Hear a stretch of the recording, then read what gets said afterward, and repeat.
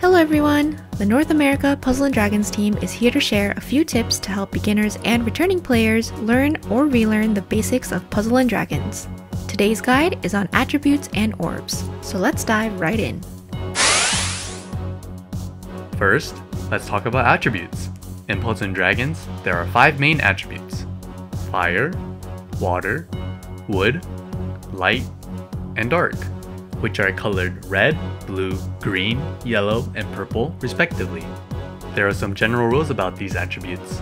Fire is effective against wood, wood against water, and water against fire, forming a rock, paper, scissors-like relationship. Light and dark are strong against each other. If we want to get technical, attributes that are effective will do twice the damage, while attributes that are not effective will only do half the damage.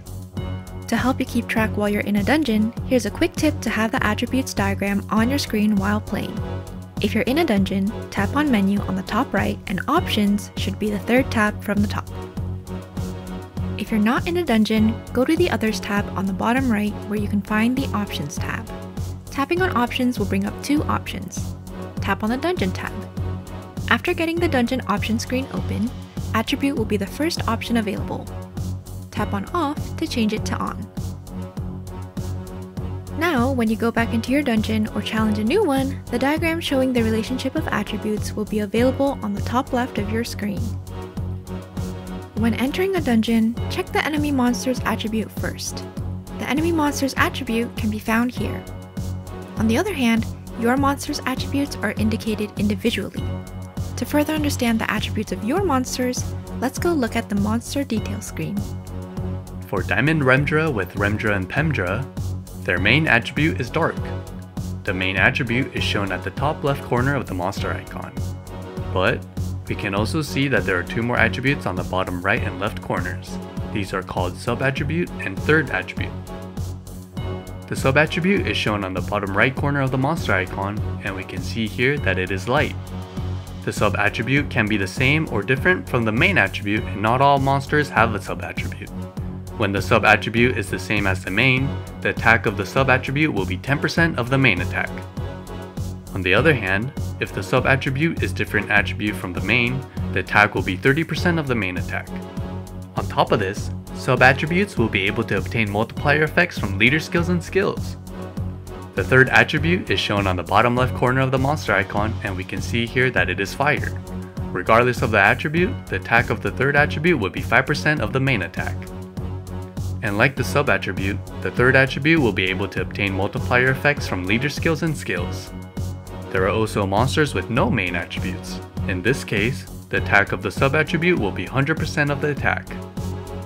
A lot of times, monsters' attributes are related to their leader skill effects. For example, we can see that Kurotobi's leader skill requires water and dark attributes to activate the skill. And when looking at his attributes, we can see that Kurotobi's main attribute is water and his sub is dark, making for a perfect combination with his leader skill. There are many different ways in which leader skills require or enhance certain attributes, so make sure to always keep attributes in mind when looking at monsters or when you're team building. Now that we know more about attributes, let's talk about orbs and how the 2 are connected. Orbs typically come in the 5 colors we mentioned earlier, plus heal orbs, which are shaped like a pink heart. Players can hold and move an orb freely to match orbs with the same attribute, just like this. Matching 3 or more orbs of the same attribute is one combo, and can unleash an attack or heal your team depending on the matched orb type. But there's much more to it than just matching colors. Each monster in your team is linked to an attribute, and matching orbs of that attribute will trigger attacks from those monsters. So make sure to match orbs that have the same attribute as your monster in your team. Additionally, the more combos that are formed, the higher your attack increases. In addition to regular orbs, there are chances that players may encounter hazardous orbs that are meant to get in the way of unprepared players. We'll go over some of them now. Jammer orbs are these angry, prickly orbs that don't really have a positive or negative effect. Their whole purpose is to take up space on your board and get in your way. Clear them by matching 3 or more jammer orbs, or by using a skill of a monster on your team. Additionally, monsters have awoken skills, such as one that can resist orbs getting converted into jammers. We'll be going over awoken skills in another video, so make sure to check it out.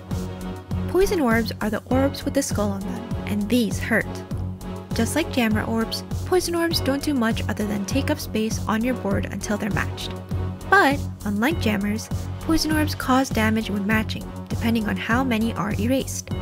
When matching 3 orbs, it'll deal 20% damage of your max HP, and an additional 5% for each Poison Orb linked to the original 3. For example, 4 Poison Orbs together will deal 25% of your max HP. 6 poisons linked together will deal 35%. This may sound like matching them in 3s will deal the least amount of damage to you, but matching 2 separate combos of 3 Poison Orbs in one turn will deal 20% each, resulting in 40% damage of your max HP. Additionally, in more difficult dungeons, players may come across lethal Poison Orbs, the meaner and stronger brother of Poison Orbs. They work in the same way as normal Poison Orbs, but deal much more damage. The first 3 orbs will do 50% of your max HP, and each additionally linked orb will do 12.5%. Like Jammers, both Poison Orbs can be cleared by matching 3 or more, or by using a skill to change them into another orb. But as explained earlier, matching them deals damage to you, so make sure to always match and clear heal orbs as well, to offset the poison damage. Bombs are one of the worst type of orbs if players don't know how to deal with them correctly. Unlike the Poison Orbs, Bomb Orbs will not deal damage when matching, but will cause a different kind of chaos when left unmatched. Bomb Orbs will explode if they are not matched by 3 or more, and when they explode, each one deals a whopping 20% of your max HP, and will also destroy all orbs in the same row and column. If you have Bomb Orbs that you can't clear, make sure to match Heal Orbs where the bomb explosion won't interfere and hope for the best. Even I still get nightmares about these orbs. And that's all for Attributes and Orbs. Important things to remember are: each attribute is effective against one attribute but is also weak to another, so try to remember the rock paper scissors diagram. Always keep attributes in mind when team building or challenging dungeons, as they heavily affect how you attack and your damage against certain attributes. And lastly, orbs mainly come in 6 types, 5 colors for each attribute, and 1 type of heal orb. But in higher difficulty dungeons, players may come across additional orbs that are meant to get in your way. There are specific ways to deal with each pesky orb type, so make sure to know them before you come across them and get hurt. Thank you so much for sticking with us until the end of this tutorial video. We hope you continue to enjoy Puzzle & Dragons, and we'll see you in another video.